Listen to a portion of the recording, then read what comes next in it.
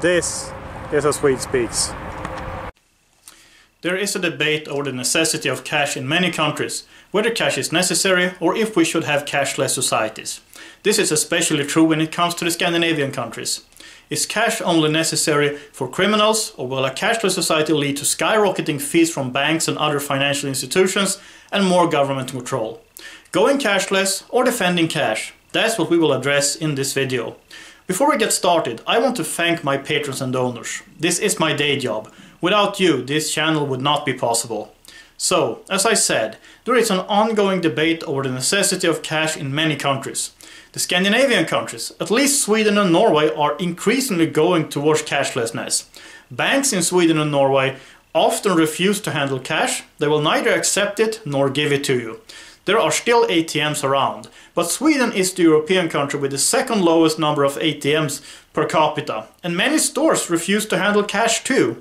In 2017, the number of banks in Sweden that handled cash was less than half of what it was in 2011. In 2017, 2/3 of Swedish business owners said that they believe they will stop handling cash before 2030.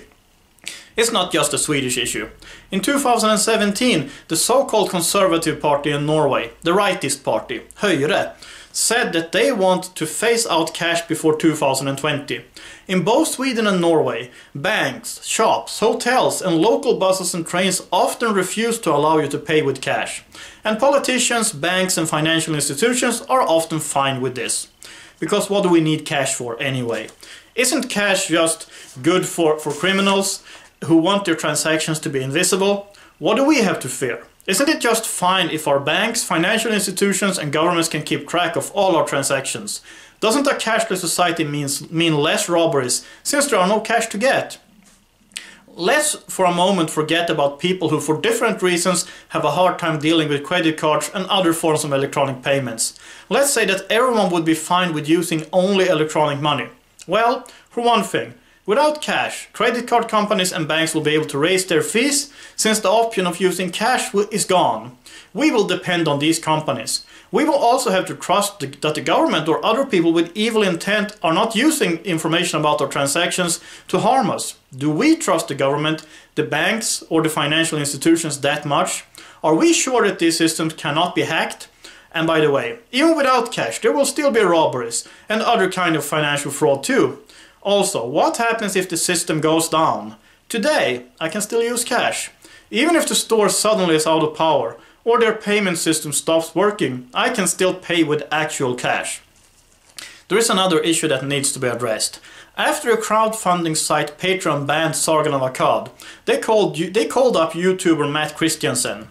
In her conversation with Mr. Christiansen, Patreon's Jacqueline Hart claimed that the global payment system, i.e. MasterCard and Visa, demands that Patreon keeps their platform free of so-called hate speech. Back in August 2018, MasterCard demanded that Robert Spencer, a critic of Islam who runs the website Jihad Watch, was kicked out of Patreon. Patreon complied with MasterCard's directives. Does a cashless society still sound like a good idea to you? In Germany, people don't think so. Germans stick to cash.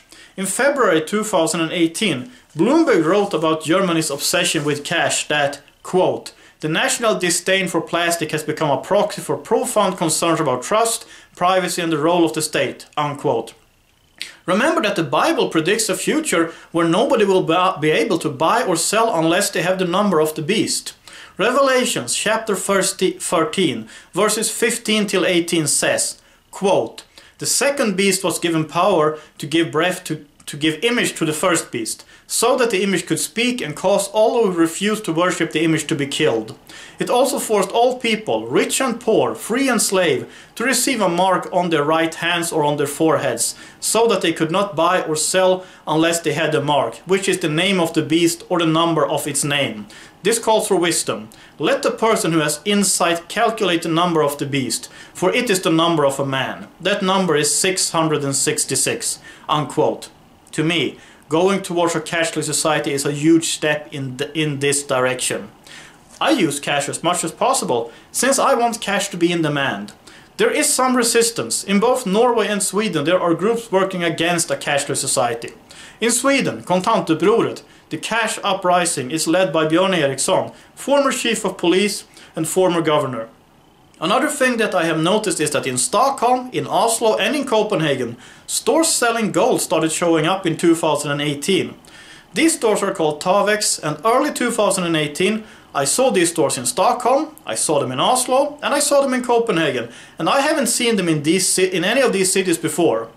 Why would there suddenly be a market for gold in Scandinavia? Could one explanation be that people trust neither having all your money in electronic form nor as fiat money, money that the government or the banks have created out of thin air since the abandonment of the gold standard? It sounds reasonable to me. On Tavex's Norwegian website, they say that the gold price has increased more than 70% during the last 10 years. And on Tavex's Danish website, they say gold can secure you and your financial values against crisis. I am in favor of cash, and of gold obviously. I would like the gold standard back, but in any case, cash needs to be defended. A cashless society could soon turn into a very nasty one. And that's what I have to say about this, for now. So what do you think? Comment below, and if you like this video, I appreciate any donations. Even $1 makes a difference. If everyone who watched this channel gave $1, it would transform this channel. Just take a look at the links below. But if you really can't financially support this channel, I would be very grateful if you would share a link to one of your favorite videos from this channel on your social media, because ad revenue also helps. Most importantly, please pray for this channel. Also, remember to check out my live stream on Saturday at 5:30 p.m. Eastern Standard Time and 11:30 p.m. Central European Time. So half an hour later than usual, 5:30 p.m. Eastern Standard Time, 11:30 p.m. Central European Time. Until next time, have a nice day, thank you for watching, and God bless.